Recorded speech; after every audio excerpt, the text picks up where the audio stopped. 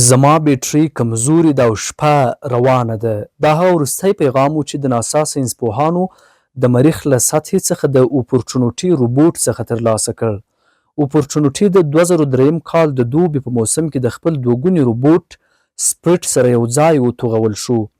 دا ماموریتونه یوازې د نوي مریخي ورځو لپاره طرحه شوي وو، خو د ناسا د ماموریت د پلان جوړونکو لپاره دا یو ډیر حیرانوونکی حالت و، ځکه چې دواړه روبوټونه له اټکل څخه تر 100 چنده زیات وخت ژوندي پاتې شول. دا دوهګوني روبوټونه د 2004 کال په جنوري کې د سیارې په دوو مخالفو خواوو کې ښکته شول. اپورچونیټي داسې ځای ته ولېږل شو چې مریډیاني پلینیم نومیږي، یو نوم چې تلفظ یې اسانه نه دی. سپریټ بیا د سیارې بلې غاړې ته ولېږل شو او د ګوسف کند کې ښکته شو.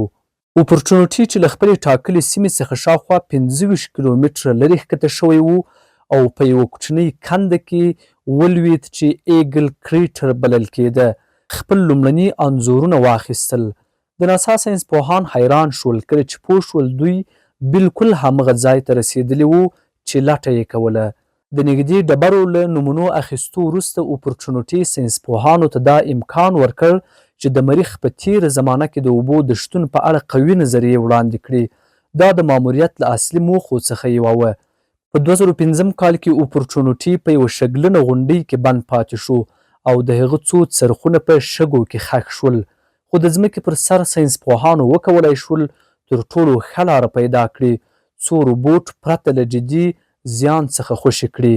له 6 اونیو بند پاتې کېدو وروسته اپورچونیټي بالاخره آزاد شو او خپل ماموریت ته یې دوام ورکړ، خو د هغه د دوهګوني سپریټ لپاره همدا نرمه شګه د سفر پای وګرځېده. په 2009 کال کې سپریټ په یو شګلن جال کې بند شو. هغه په داسې زاویه کې بند پاتې و چې د لمریزو تختو له لارې د انرژي راټولول یې ستونزمن کړي وو. د راتلونکو 8 میاشتو لپاره د ناسا ساینسپوهانو هڅه وکړه چې سپریټ آزاد کړي، خو بریالي نه شول. له دې وروسته سپریټ څو میاشتې نور هم له همغه ثابته ځایه څارنې ته دوام ورکړ، تر هغه چې په 2010 کال د مارچ په میاشت کې ورسره اړیکه پرې شوه. ناسا تر 2011 کال د می میاشتې پورې د اړیکې بیا ټینګولو هڅې وکړې، خو په پای کې دا بې ځوابه روبوټ مړ اعلان شو. اپورچونیټي بیا خپل سفر ته دوام ورکړ. له خطرناکو شګو او دوړو طوفانونو څخه یې ځان وساته. هغه د وکټوریا کریټر څېړنه وکړه او په دې مداري انځور کې موږ کولی شو اپورچونیټي ووینو. راځئ له نږدې یې وګورو. اپورچونیټي نږدې 2 کاله د وکټوریا په کنده کې تیر کړل، بیا یې د خپل وروستي مزل پر لور حرکت وکړ چې د انډیور کریټر و. هغه 3 کاله وخت ونیو چې انډیور ته ورسیږي. کله چې هغه د انډیور د کندې په څنډه کې یوې درې ته ورسید، ټول واټن یې د یوې ماراتون منډې په اندازه شوی و. له همدې امله دغه دره ماراتون ویلي ونومول شوه.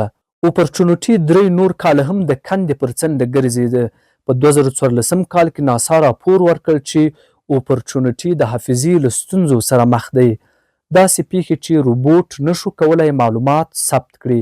دا ستونزه د عمر له امله د حافظې د 2 برخو له ډلې د یوې د خرابېدو له امله بلل کېده. ناسا هڅه وکړه دا ستونزه داسې حل کړي چې روبوټ هغه خرابه حافظه ونه کاروي، خو دې ستونزې بیا هم دوام وکړ. بیا د 2013 کال په جون کې وروسته له دې چې نږدې 14 کاله ژوندی پاتې شو او له 45 کیلومتره زیات واټن یې وهلی و، اپورچونیټي خپله وروستۍ اړیکه ټینګه کړه. دا وروستی انځور و چې ناسا ترلاسه کړ، له هغو معلوماتو سره چې معنا یې دا وه: زما بیټرۍ کمزوري ده او شپه روانه ده. ناسا ولیدل چې د مریخ په کچه یو ستر د دوړو توپان رامنځته شوی چې د لمر 90 سلنه رڼا یې بنده کړې وه، او ګمان یې وکړ چې اپورچونیټي نور ځان نشي چارج کولی. دوی په لومړي سر کې ډیر اندېښمن نه وو، ځکه دا حالت مخکې هم ورسره شوی و.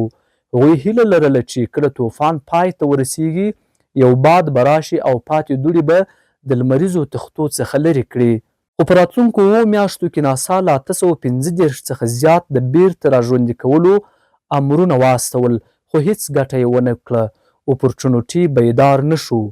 اپرچونیټي داسې پروګرام شوی و چې که بیټرۍ یې ډېرې کمزوري شي د خوب یا ژمنې حالت ته داخلیږي.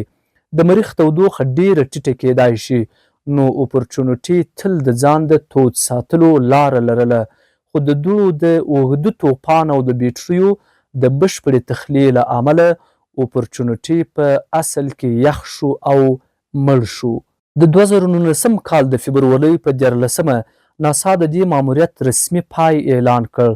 وروستي معلومات چې ناسا اپرچونیټي ته ولیږل د بیلي هالیډ سندره وه. د ماموریت د ټیم پخواني او اوسني غړي د جی پی ایل د فضایي الوتنو د عملیاتو په مرکز کې راټول شوي وو څو دا وروستي امرونه واستوي. دا صحنه نږدې د جنازې په څیر وه او ډېرې احساساتي شیبې پکې وې، په ځانګړي ډول د هغو کسانو لپاره چې خپل ټول کاري ژوند یې له اپرچونیټي سره تیر کړی و. که انسانان کله هم مریخ ته ولاړ شي، زما په اند دا به مناسبه وي چې هم سپریټ او هم اپرچونیټي وژغوري او دا دوه ګوني روبوټونه بیا سره یو ځای کړي. که غواړئ د فضایي او علمي ویډیوګانو په تړاو باندې نور معلومات هم ترلاسه کړئ، خان میډیا چینل مه درسره هیروئ. زموږ چینل سبسکرایب کړئ تر څو له نویو څخه خبر شئ.